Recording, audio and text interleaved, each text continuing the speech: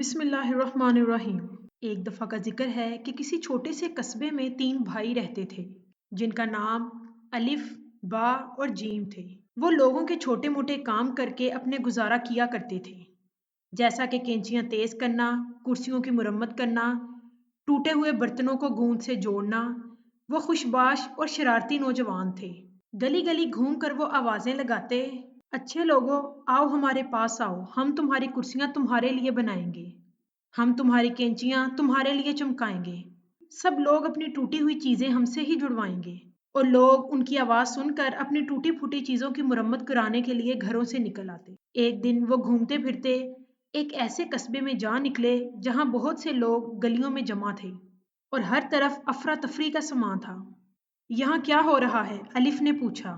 ارے تمہیں نہیں پتا؟ ایک بوڑھی عورت نے کہا، کل رات زلزلہ آیا تھا اور لارڈ ہائی چانسلر کا محل اپنی جگہ سے ہل کر رہ گیا۔ اوہ، تو کیا محل گر پڑا؟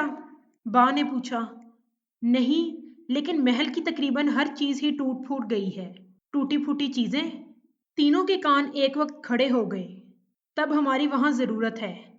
ہم محل جا کر تمام ٹوٹی پھوٹی چیزوں کی مرمت کریں گے۔ ہماری تو قسمت ہی بدل جائے گی۔ اتنا سارا کام، اور وہ بھی لارڈ ہائی چانسلر کے محل میں، واہ!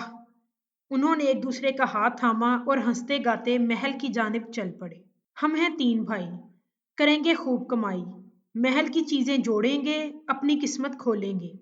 زیادہ خوش فہمی میں نہ رہنا، تم لوگوں کو کوئی زیادہ معاوضہ نہیں ملنے والا۔ ایک دکاندار نے ان کے پیچھے سے آواز لگائی۔ کیوں؟ تینوں بھائیوں نے اکٹھے پوچھا۔ کیونکہ چانسلر پوری ریاست کا کنجوس ترین آدمی ہے۔ وہ تو اپنے دیے کو ٹھنڈا کرنے کے لیے پھونک بھی نہیں مارتا تاکہ ایک سانس ضائع نہ ہو جائے۔ تینوں بھائی ہنستے ہوئے آگے بڑھ گئے۔ محل ایک پہاڑی کے اوپر واقع تھا اور بے حد خوبصورت تھا، لیکن اس کی ساری کھڑکیاں ٹوٹ چکی تھیں۔ تینوں بھائی محل کے پچھلے دروازے پر گئے اور دستک دی۔ کچن کی ایک ملازمہ نے دروازہ کھولا۔ ہم مزدور ہیں، کیا محل میں ہمارے کرنے کے لائق کوئی کام ہے؟ جیم نے ادب سے پوچھا۔ ہاں، کیوں نہیں؟ ملازمہ نے فوراً کہا۔ تم لوگ اندر آ جاؤ، میں جا کر پتہ کرتی ہوں کہ چانسلر آپ لوگوں سے ملاقات کر سکتے ہیں یا نہیں۔ تینوں بھائی اندر آ گئے۔ ملازمہ نے باورچی کو بتایا، باورچی نے ہیڈ باورچی کو، ہیڈ باورچی نے چپڑاسی کو، اور چپڑاسی نے چانسلر کو اطلاع دی۔ اندر بلاؤ انہیں، چانسلر نے کہا۔ تینوں بھائی چانسلر کے کمرے میں داخل ہوئے اور جھک کر سلام کیا۔ جناب، ہم ٹوٹی پھوٹی چیزوں کی مرمت کرتے ہیں، کیا آپ ہم سے کام لینا پسند کریں گے؟ الف نے ادب سے کہا۔ ہاں، کل یہاں زلزلہ آیا تھا جس کی وجہ سے محل کی بہت سی چیزیں ٹوٹ پھوٹ گئی ہیں۔ تم لوگ یہاں کچھ دن رہ کر وہ سب چیزیں مرمت کر سکتے ہو، مگر یاد رکھنا کام بہترین ہونا چاہیے، ورنہ تم سب کے سر قلم کرا دوں گا۔ قلم کرانے کا کیا مطلب ہوتا ہے جناب؟ با نے پوچھا۔ حد ہو گئی، تمہیں اتنا بھی نہیں پتا؟ بہتر ہے تم لوگ دوبارہ اسکول میں داخلہ لے لو، چانسلر نے ناک سکوڑی۔ لیکن جناب، یہ قلم کرنا ہوتا کیا ہے؟ جیم نے پوچھا۔ چانسلر کو خود معلوم نہیں تھا، لہٰذا وہ بولا، کیا احمقانہ سوال ہے، جاؤ اور جا کر فوراً اپنا کام شروع کرو۔ تینوں بھائی گوند سے بھری شیشیاں جھلاتے ہوئے کمرے سے باہر نکل آئے۔ پہلے تو انہوں نے گھوم پھر کر محل کا جائزہ لیا، پھر وہ اکٹھے بیٹھ گئے۔ 45 کرسیاں؟ الف بولا۔ 23 تصاویر؟ بے بولا۔ 70 پلیٹیں؟ جیم نے کہا۔ 240 چائے کے کپ اور 120 چینی کے پیالے؟ الف بولا۔ وہ تینوں خوشی سے اچھلنے کودنے لگے۔ اتنا کام تو کبھی نہیں ملا۔ ہر چیز جو یہاں کی جڑ جائے گی، ہماری تو قسمت ہی سنور جائے گی۔ اب ان لوگوں نے بے حد محنت سے اپنا کام شروع کیا۔ محل کے سب ملازم ان سے خوش تھے۔ وہ نہ صرف ایماندار اور محنتی تھے بلکہ خوش مزاج اور خوش اخلاق بھی تھے۔ صرف چانسلر ہی انہیں ناپسند کرتا تھا۔ اس کا خیال تھا کہ وہ اس کی اتنی عزت نہیں کرتے جس کا وہ مستحق تھا۔ تینوں بھائی جب سویرے چانسلر سے ملتے تو اسے سلام کر کے کہتے، صبح بخیر لارڈ ہائی چانسلر، کیا رات آپ اچھی طرح سوئے؟ کیا ناشتہ کریں گے پراٹھے کے ساتھ؟ چانسلر بس جواب میں یہ کہہ کر تیزی سے آگے بڑھ جاتا۔ الف نے ایک نظم اس پر بھی بنائی اور کچن کے ملازمین کو سنائی۔ وہ کہتے ہیں صبح اور شام، کیا نہیں آتا انہیں کوئی اور کام؟ وہ کہتے ہیں دن اور رات، کیا نہیں کرنی آتی انہیں کوئی بات؟ सब लोग یہ سن کر ہنسی سے لوٹ پوٹ ہو گئے۔ جلد ہی یہ نظم اس قدر مقبول ہو گئی کہ محل کے سارے ملازم یہ گنگناتے سنائی دینے لگے، اور پھر ایک دن چانسلر نے بھی سن لی۔ بدتمیز لڑکے، میں قسم کھاتا ہوں کہ انہیں ایک پائی معاوضہ نہیں دوں گا۔ اس نے غصے میں مٹھیاں بھینچیں۔ 4 ہفتے میں تینوں نے اپنا کام مکمل کر لیا۔ اب ہم جا کر اپنی مزدوری مانگتے ہیں، الف بولا۔ ہمیں بہت سا روپیہ مل جائے گا۔ با بولا، کم از کم 100 پاؤنڈ۔ جیم نے اندازہ لگایا۔ وہ لارڈ چانسلر کے پاس گئے اور جھک کر سلام کیا۔ جناب، ہم نے سارا کام مکمل کر لیا ہے۔ برائے مہربانی ہمیں ہمارا معاوضہ عنایت کر دیجیے۔ میں تمہیں ایک پائی بھی نہیں دوں گا، چانسلر گھرایا۔ کیا؟ تینوں بھائی چلائے۔ لیکن ہماری مزدوری سے تقریباً 100 پاؤنڈ بنتی ہے۔ جناب، 100 پاؤنڈ؟ دفع ہو جاؤ۔ تم لوگ 4 ہفتے میرے محل میں رہے، یہاں کھایا پیا، بستر استعمال کیے، یہی تم لوگوں کا معاوضہ ہے۔ بدتمیز لڑکوں، اب میں تم لوگوں کو یہاں 1 منٹ بھی مزید برداشت نہیں کروں گا۔ لیکن جناب، جیم نے کہنا چاہا۔ لیکن کچھ نہیں، تم لوگ جاتے ہو یا میں اپنے سپاہیوں کو بلواؤں؟ چانسلر چلایا۔ یہ سنتے ہی تینوں بھائیوں نے باہر کی طرف دوڑ لگا دی۔ کچن میں پہنچ کر ان تینوں نے ایک دوسرے کی جانب مایوسی سے دیکھا۔ ایک پائی بھی نہیں ملی۔ الف بولا، اور ہم نے اتنی محنت سے کام کیا تھا۔ بے بولا، آؤ ساری چیزیں ہم دوبارہ توڑ دیتے ہیں جو ہم نے جوڑی تھی۔ جیم نے کہا، نہیں، اس کا کوئی فائدہ نہیں، مگر ہم چانسلر کو اس کی چالاکی اور کنجوسی کی سزا دیے بغیر نہیں جائیں گے۔ الف نے کہا، ہاں، چیزیں توڑتے ہوئے تو ہم فوراً ہی پکڑے جائیں گے، کچھ اور سوچتے ہیں۔ بے نے کہا۔ تینوں سوچنے لگے، اور آخر کار تینوں نے مختلف ترکیبیں سوچ ہی لیں۔ میں چانسلر کی چائے دانی کے کنڈے میں گوند لگا دوں گا۔ جب وہ صبح اپنے چائے نکالے تو کنڈے سے ہاتھ ہی نہیں ہٹا سکے گا۔ الف نے کھلکھلاتے ہوئے کہا، اور میں بیرونی دروازے پر پڑے پائیدان پر گوند لگا دوں گا تاکہ جب وہ باہر نکلے تو اس کے پاؤں چپک کر رہ جائیں، اور میں اس کے بہترین ہیٹ کے اندر گوند لگا دوں گا تاکہ جب وہ اسے پہنے تو اتار نہ سکے۔ جیم نے چہک کر کہا، بہت خوب۔ تب اسے پتہ چلا کہ گھٹیا اور کنجوس لوگوں کی کیا سزا ہوتی ہے۔ الف نے ہنستے ہوئے کہا، ہم محل میں ہی چھپ کر سارا تماشا دیکھیں گے، بڑا مزہ آئے گا۔ بے نے گوند کی بوتل اٹھاتے ہوئے کہا۔ صبح جب چانسلر ناشتے کے میز پر آیا تو میز پر ایک خط موجود تھا۔ چانسلر نے خط کھول کر پڑھنا شروع کیا۔ ملکہ اور بادشاہ سلامت آج یہاں تشریف لا رہے ہیں اور شام کی چائے ہمارے ساتھ نوش فرمائیں گے۔ واہ، کیا اعزاز کی بات ہے۔ چانسلر نے خط پڑھ کر چائے دان اٹھایا اور کپ میں چائے ڈالی، مگر وہ چائے دان واپس میز پر نہ رکھ سکا کیونکہ وہ اس کے ہاتھ سے چپک کر رہ گیا تھا۔ اوہ، یہ کیا مصیبت ہے، میں اپنا ہاتھ چائے دان سے ہٹا نہیں سکتا۔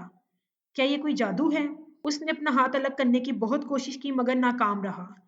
اس نے چائے دان گھما کر توڑنے کی کوشش کی مگر وہ زمین پر نہ گر سکا۔ البتہ اس سے گرم گرم چائے نکل کر اس کے اوپر گرنے لگی۔ چانسلر زور زور سے چلانے لگا۔ بٹلر دوڑتا ہوا کمرے میں داخل ہوا۔ چپڑاسی اس کے پیچھے تھا۔ وہ حیرت سے چانسلر کو چیختے اچھلتے کودتے دیکھنے لگا۔ چائے دان سے چائے نکل کر پورے کمرے میں گر رہی تھی۔ جناب، نیا قالین خراب ہو رہا ہے، بٹلر چلایا۔ قالین خراب ہو رہا ہے؟ ارے یہاں میرا انگوٹھا خراب ہو رہا ہے۔ میرا انگوٹھا اس چائے دان سے الگ نہیں ہو رہا۔ میں کیا کروں؟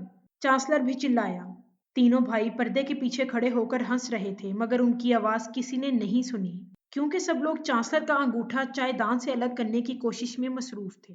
اوہ، تم لوگ تو مجھے زخمی کر دو گے، دفع ہو جاؤ سب یہاں سے۔ پھر محل کا ڈاکٹر آیا لیکن وہ بھی ناکام رہا۔ گوند بہت طاقتور تھی اور غریب چانسلر کو اپنا ناشتہ چائے دان پکڑے پکڑے کرنا پڑا، اور ساری صبح وہ جہاں بھی گیا چائے دان اس کے ہمراہ تھا، اور آج ہی بادشاہ اور ملکہ بھی آ رہے تھے۔ اف، وہ میرے بارے میں کیا خیال کریں گے جب میں ان کا استقبال چائے دان کے ساتھ کروں گا۔ چانسلر نے پاؤں پٹکے، پھر وہ مرکزی دروازے پر جا کر اپنے سپاہیوں کو استقبال کے حوالے سے احکامات دینے لگا۔ اس کے بعد جب وہ اندر جانے کے لیے مڑا تو پلٹ نہ سکا۔ اس کے قدم پائیدان سے چپک کر رہ گئے۔ یہ کیا ہوا؟ میں اپنے قدم نہیں اٹھا پا رہا، چانسلر چلایا۔ سپاہیوں کے منہ کھلے کے کھلے رہ گئے۔ وہ چانسلر کو پائیدان سے اترنے کی جدوجہد کرتے ہوئے دیکھتے رہے۔ پھر ایک سپاہی بولا، اپنے جوتے اتار لیجئے جناب۔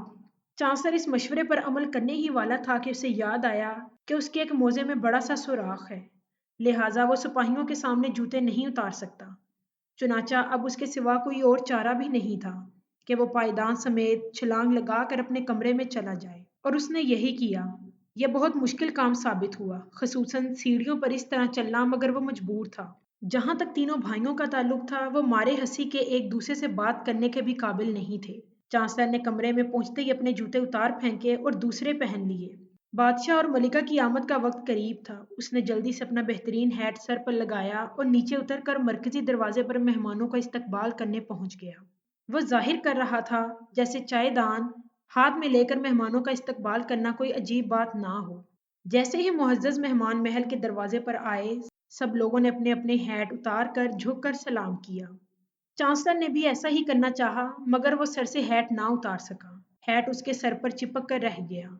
बादशाह और मलिका ने हाथ के इशारे से सबके सलाम का जवाब दिया और महल के दरवाजे से अंदर दाखिल हुए, जहां चांसलर खड़ा था। बादशाह ने उसे ताज्जुब से देखा, क्योंकि चांसलर के एक हाथ में चायदान और सर पर हैट अभी तक मौजूद था। ये जरूर पागल आदमी है, बादशाह ने सोचा। चांसलर के पीछे पीछे चलते हुए वो अंदर आए और अपनी खसूसी नशिस्तों पर जलवा अफरोज हुए। चांसलर के सर पर हैट अभी तक मौजूद था, जो शाही आदाब के खिलाफ था। अपना हैट उतार लो चांसलर, आखिरकार बादशाह ने बेसब्री से कहा। नहीं नहीं उतार सकता जनाबे आली, चांसलर ने हकलाते हुए कहा। मुझ पर सुबह से ही किसी ने जादू कर दिया है। आज सुबह मैं चायदान से अपने हाथ नहीं हटा सका, फिर आज दोपहर में पायदान अपने पाँव से ना हटा सका, और अब मैं अपना हैट नहीं उतार सकता। दरबारी चुपके चुपके हंस रहे थे। बादशाह अपनी नशिस्त से उठा और गौर से चांसलर की हैट को देखा, फिर बोला, ये जादू नहीं गूंद है। गूंद? सब हैरत से चिल्लाए। चांसलर गुस्से से चिल्लाया, हाँ गूंद। बादशाह ने कहा, तो फिर ये जरूर अलिफ बे और जीम की हरकत है।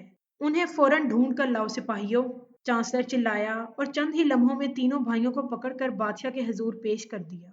इस नामुनासिब हरकत का मतलब क्या था? बादशाह ने पूछा। तीनों भाई बादशाह की गुस्सेली आवाज सुनकर थर थर कांपने लगे। जनाबे आली, हम 4 हफ्ते तक इस महल की टूटी फूटी चीजों की मुरम्मत करते रहे और हमने अपना काम पूरी ईमानदारी और मेहनत से किया, मगर जब हमने अपने काम का मुआवजा तलब किया तो चांसलर ने हमें एक पाई देने से भी इनकार कर दिया। आखिर अलिफ ने डरते डरते कहा, ओह ये क्या सच है? बादशाह ने चांसलर से पूछा।